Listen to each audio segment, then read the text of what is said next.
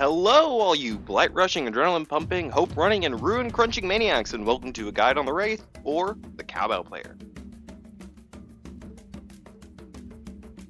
So who is the Wraith? Well, the Wraith, or Philip Ojomo, is a Nigerian man who got roped up into some pretty messed up things. Philip originally lived in a tribe until a gruesome event occurred, one he blames himself for as he should have rung the bell to alert his tribe of armed militiamen coming to their village. After some time, Philip got brought to America where he worked for a shady guy named Azarov. Philip knew he was shady, but hey, as long as he got paid to just simply crush cars, he didn't really care to question anything. That was until one day when Philip noticed some blood leaking out of the trunk of one of the cars he was crushing, and he opened it to find a guy tied up and beaten inside of it. Philip helped the guy out of the trunk, and as the guy was running away, Azarov came out and killed the guy, point blank. It was at this point that Philip realized that every car he crushed contained someone in it. He was tricked into being the executioner for a full-on mafia, and he was furious with it. So furious, in fact, that he decided to beat the shit out of Azarov and rip his spine out, like any angry gamer would do. We've all been there. After taking Azarov's sweet, succulent skull and spine, Philip disappeared into the fog, where the wailing bell from his village awaited him. And with the bell and Azarov's spine in tow, Philip entered the entity's realm.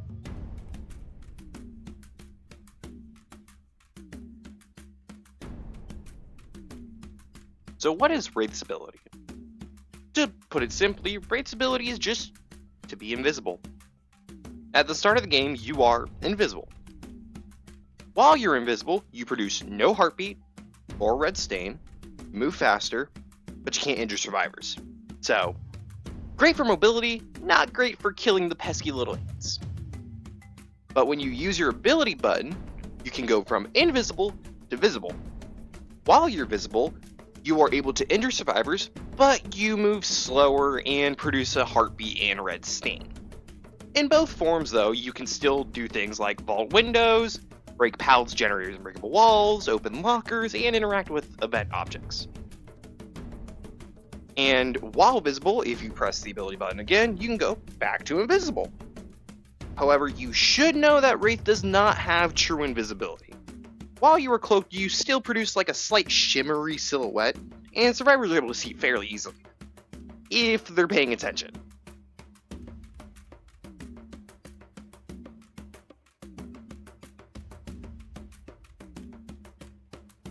So, how do you play Wraith exactly? Well, Wraith is a pretty simple killer to learn how to play. He doesn't have a lot of variation in his base kit, and you pretty much need to know that he's just a great stealth killer. You get fast movement, which can be increased by perks and add-ons. You get a speed boost when coming out of cloak, and you have the ability to body block survivors while invisible.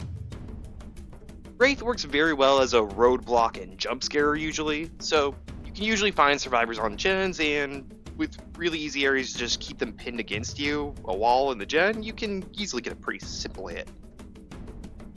And with the uncloaking speed boost, you can very quickly uncloak and run up to a generator to grab a survivor off it. Although, I want to point out that without any uncloaking speed add-ons or cloak speed movement add-ons, you should never go cloaked and chase, mostly because it just gives survivors way too much distance.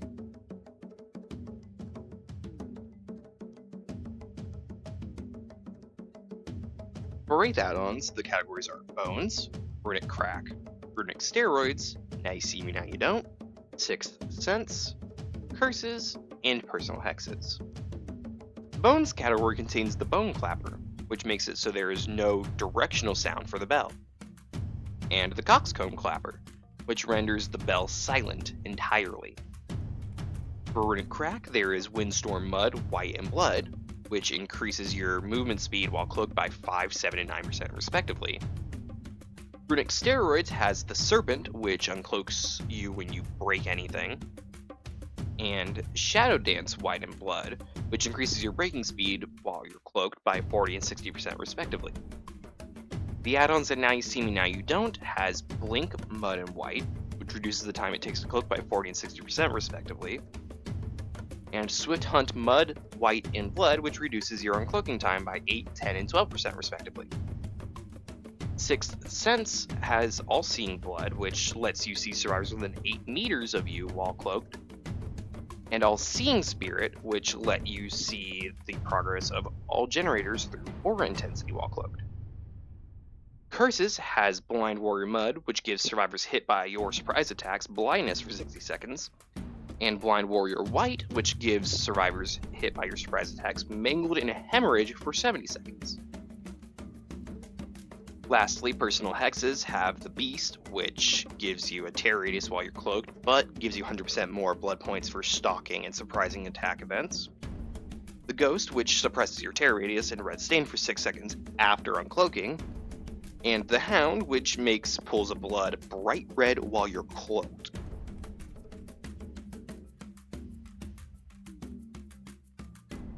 So what are Wraith's teachables? To be honest, Wraith has a set of really bad teachables. Besides one's actually pretty good. 3 teachable perks for Wraith consist of Bloodhound, Predator, and Shadowborn. Bloodhound increases the saturation of blood pools to become bright red and makes them last 2 to 4 seconds longer. Predator used to be extremely bad, as all it did was make scratch marks more dense, which really hurt you more than it helped you. Predator now reveals survivors' auras after they escape chase for 4 seconds and then goes on cooldown for 60 to 40 seconds.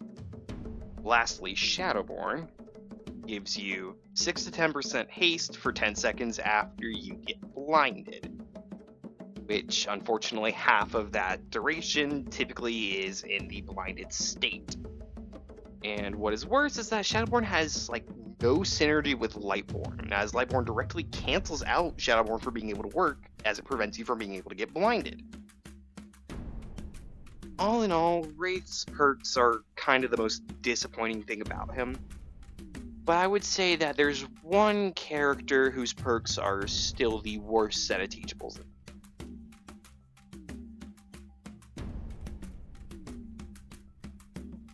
Now onto my favorite part of these videos, the Wraith builds.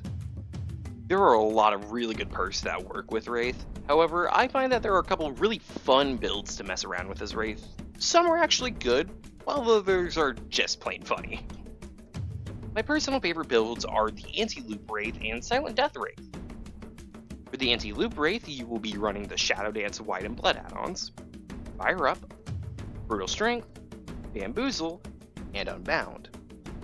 The first 2 perks and the add-ons allow you to decimate pallets and gens super quickly while cloaked, and the last 2 allow you to shut down most window loops relatively quickly, as well as give you the opportunity to catch up to someone after getting a hit in vaulting a window. And let me just really quickly unblur the footage here. Look at how fast this is. I am so surprised how quickly you can decimate these things. And I'm not even running both add-ons. I'm only running the purple one. Not even with the max stacks of Fire Up. This is quick. Then for Silent Death Wraith, you want to use the Coxcombed Clapper and any other add-on you would like. I personally suggest Swift Hunt Blood for faster uncloaking. And then for your perks, you'll be using Hex Plaything, Hex Devour Hope, Hex Noed, and Hex Retribution or Hex Haunted Grounds. The combination of Plaything and Coxcomb Clapper makes Wraith a silent jump scare alone, but adding on the ability to instant down survivors is a terrifying combo too. Overall though, for Wraith perks, you want to look at generally getting a decent tracking perk, something like Spies from the Shadows or Lethal Pursuer if you can manage. A hooking perk like Iron Grasp or Monstrous Shrine to help you confirm kills or hooks easier, or Unrelenting to help with missed attacks not slowing you down for as long.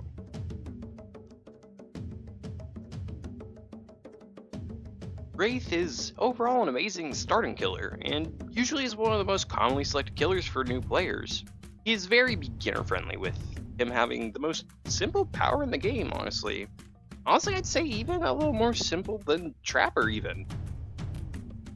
He has a very low skill ceiling, but is generally a great killer overall. You can consistently get 3 to 4 kills playing him as long as you play well. But remember, the objective of the game isn't to kill every survivor. It isn't a loss if you don't get a full 4 kills. The objective of the game is to have fun and get as many kills as possible. And you only truly lose if you don't have fun. Anyways, I'd like to give a big shout out to my friend Rin for making this amazing thumbnail for me. Here it is on screen now. And I would like to say thank you all for watching, and remember to have fun and play how you want as long as it's not cheating, hacking, or exploiting, and praise be the Neity.